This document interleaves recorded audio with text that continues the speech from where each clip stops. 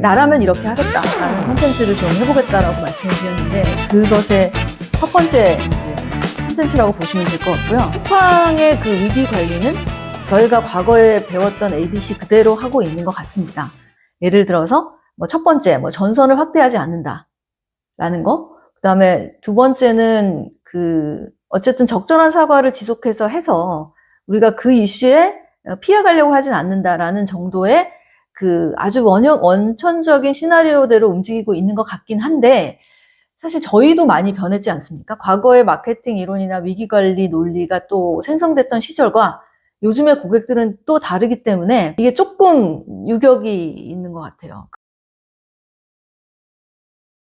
근데 이제 제가 오늘 여기서 좀 말씀드리고 싶은 거는, 그러면 나는 그 쿠팡 사태가 직면했을 때 어떻게 움직였느냐를 한번 저를 반추해보고, 이게 시장이 어떻게 전개될 건가를 한번 권호성 대표님하고 얘기를 해보고 싶었어요. 그래서 제가 드리고 싶은 말씀은, 쿠팡이 지금 굉장히 이제 소비자들의 이탈이 적기 때문에 안심하고 있을 수 있는데, 저 같은 소비자의 입장에서 보면은 약간 그 모래성이 무너지듯이 이게 살짝, 그러니까 제가 와우 회원을 퀴트하거나 안 쓰거나 그러진 않아요. 쿠팡을 쓸 것 같은데 거기서 쓰는 여러 아이템들이 이렇게 모래성 허물어지듯이 딴 쪽으로 갈 것 같다는 생각이 들거든요. 그래서 그게 이제 한 일면은 네이버 쇼핑 같은 거고, 제가 생각해도 이거는 굉장히 좀 다른 양상이다. 저 같은 소비자가 봤을 때 아유 괘씸하니까 바로 해지해, 이게 아니라 대안을 스스로 찾는다는 거죠. 쿠팡을 못 믿을 요소가 많은 집단이라고 생각하는 순간 소비자는 대안을 찾게 돼 있고, 그 대안을 찾다가 딱 바뀌는 트랜스포가 될 것 같다는 느낌이 좀 들어서, SK텔레콤과 LG유플러스처럼 에라 아예 갈아타 이렇게는 아니더라도 분명히 내부적인 균열이 있을 수 있다는 생각이 듭니다. 쿠팡 쓰세요? 저는 사실은 쿠팡 안 쓰는 굉장히 극소수. 근데 왜 안 쓰게 되셨어요? 그것도 재밌다. 아니, 이거 그냥 저의 되게 개인적인, 가깝게 지내는 지인 중에 한 명이 그 쿠팡 초기 창립 멤버 중에 한 명이었는데, 네네. 예, 그 경영진들 사이에서 내분이 일어날 때, 예,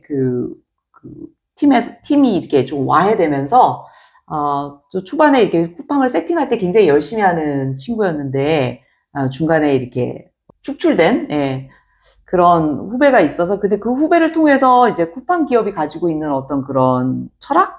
앞으로 갈 어떤 그런 모양새, 이런 게, 제가 보기에는 굉장히 철저히 자본에 의해서 움직이고, 어떻게 보면은 승자 독식 구조, 굉장히 철저하게 비즈니스 중심으로 움직이는, 그런 기업의 느낌이었는데, 저는 개인적으로 그렇게 좀 철학이 없는, 그러니까 정말 돈이면 다 돼, 약간 이런 기업에 대해서는 좀 좋게 생각하는 편이 아니어가지고, 불편하지만 저는 쿠팡은 계속, 어떻게 보면 개인적으로는 좀 계속 불매운동을 하는 사람이었고요. 혼자서 하셨구나.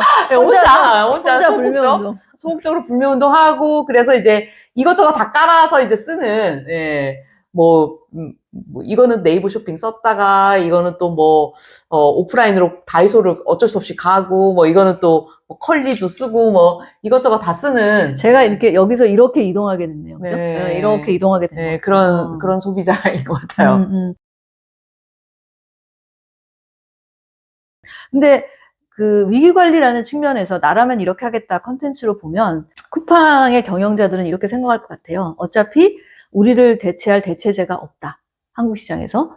그리고 한국 사람들의 소비 습성은 굉장히 빠르고 정확한 걸 좋아하기 때문에 로켓 배송이 굳건하게 자리 잡고 있는 한 우리가 이런 정도의 실수를 해도 잘 넘어갈 거다라는 생각을 하실 것 같아요. 근데 이게 이제 자꾸 중첩되고, 그 다음에 요즘에 쿠팡의 대처를 봤을 때 아주 깊은 바닥에서부터 점점점 이 비호감이 올라오는 건 사실이거든요. 뭔가 내가 아무리 편리하고 내가 원하는 걸 빠르게 갖다 준다고 해도 그 기저에서 올라오는 그 감정적 시름이 이게 올라오고 있다는 거를 경영진이 좀 간과하고 있나? 저는 그 생각이 좀 들어요. 그래서 이게 아무리 큰 철옹성이라고 하더라도 이렇게 조그만 구멍 하나 때문에 무너진 거를 저희가 역사적으로 수없이 많이 봤는데, 쿠팡이라고 다를까? 약간 경영진이 조금 실수를 하고 계시는 것 같아요. 왜냐하면, 요번에 CEO께서 전격적으로 그만두시고, 또 미국의 최고 책임 경영자분이 한국에 사장으로 오시고, 그 다음에 이제 이 창업주께서는 이제 어디에 계신지 현재로서는 나타나지 않으시고 뭐 이런 일련의 행동들이 저희도 학습했었던 위기 대응 능력 매뉴얼대로는 움직이고 있는데 그 매뉴얼이 요즘 세상에 좀 안 맞는다는 거를 어떻게 보면 사회의 가장 중요한 포션을 차지하고 있는 분들이 가장 늦게 깨달으시는 것 같아요. 제 느낌은. 네. 사실 그냥 민초들은 내지는 그 중간 레벨에서 이렇게 현업에 있고 약간 이런 분들은 요즘 세상이 좀 달라졌는데? 라고 빠르게 느끼는데 이게 이제 위에 경영진으로 올라가면 그들을 둘러싼 어떤 헤게모니도 있고 그 사람들끼리의 회의체도 그렇고 거기서 그냥 함몰되는 예를 들어서 요즘에 조중동의 영향력을 가장 많이 평가하시는 데가 역시 좀 엘리트 쪽이 훨씬 더 많이 평가하시고 사실 일반 대중은 이제 안 본 지 오래됐다. 약간 이런 느낌으로 네. 이제 움직이는 것처럼 네. 위기 관리 능력이나 위기 관리 대처 전략도 상당히 옛날스러운 거로 고사하신다. 근데 그게 어느 약간 순간 그들만의 세상 속에 gat혀 있는 그런 그렇죠. 느낌이죠. 네. 그래서 네. 저는 제가 쿠팡의 조언을 드리면 저는 헤비 유저라고 말씀을 드렸잖아요. 저희 같은 고객한테 이렇게 저런 기업을 내가 쓰고 있는 거가 도덕적으로 또는 약간 저의 지적 레벨에 안 맞는다라는 느낌을 계속 줄 수 있는 그 시그널은 끊어야 되는 것 같아요. 그걸 끊지 않으면 이게 뭔가 내가 내 돈 주고 뭘 사면서도 뭔가 이게 좀 뭔가 잘못한 것 같고 이런 느낌을 계속 이용당하는 것 같고. 그렇죠. 그리고 내가 뭔가 이런 걸 행동하지 않으니까 저분들은 더 저렇게 기고만장해서 할 것 같은 그러니까 내 정보 털려서 신경질 나는데 이걸 쓰면서도 저런 부도덕한 경영진을 위해서 내가 돈을 쓰고 있어야 된다는 이 두 가지의 스트레스를 계속 주고 계시는 거거든요. 그러면 이걸 견디기가 어렵죠. 네. 저도 외국계 회사에서 일을 한 경력이 많은 사람 입장에서 외국계 회사들이 뭐 싸잡아서 제가 뭐라고 하는 건 아닌데 되게 선진적인 시스템과 굉장히 우수한 어떤 그런 제품력이나 서비스 그런 오퍼링이 있을 경우에 굉장히 빠르게 그리고 거대한 자본이 또 있을 경우에 그러니까요. 굉장히 빠르게 이제 시장을 침투할 수 있는데 보통 이슈가 터지게 되면 이게 그 해당 국가의 고객과 이렇게 굉장히 밀착해가지고 깊게 공감해가지고 어떤 사과문을 쓸 때도 단어 하나 선택할 때도 되게 신중하고 이래야 되는데 맞아요. 그런 경영 능력은 좀 외국계 회사들이 보통 쿠팡 같은 경우도 한국 그 본사 뒤에 또 미국 본사가 있기 때문에 그렇죠. 미국 회사죠. 네, 미국에서 이렇게 지령을 다 줄 거예요. 그리고 되게 발빠르게 움직여야 되는데 또 미국까지 이제 승인하러 왔다 갔다 하면 그것도 보통 보면은 보통 이제 시차 때문에 맞아. 그것도 뭐 반나절 혹은 하루 정도 날아가거든요.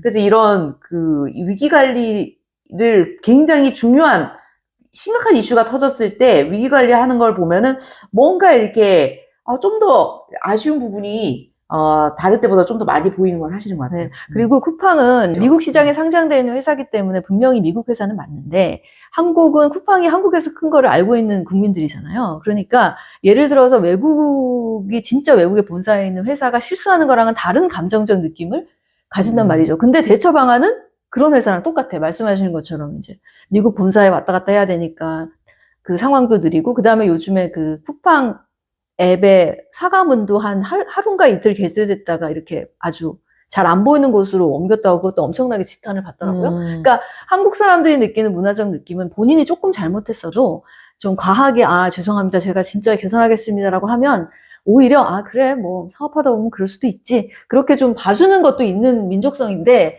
본인들이 알아서 그렇게 막 약간 뺀질거리면 이제 더 못 참는 약간 그런 거를 이미 문화적 갭이 좀 벌어진 것 같다는 느낌도 들어요.